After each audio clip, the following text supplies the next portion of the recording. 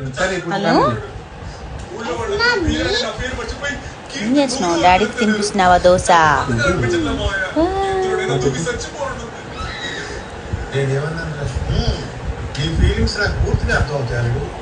నా బంగారు.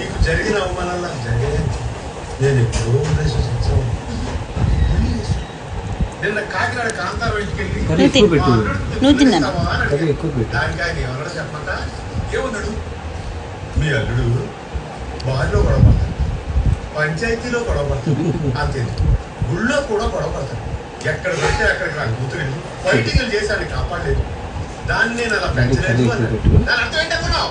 ఏంటన్నా కర్రీ? ఏం కర్రీ? లేడీ ఫింగరా? ఓకే.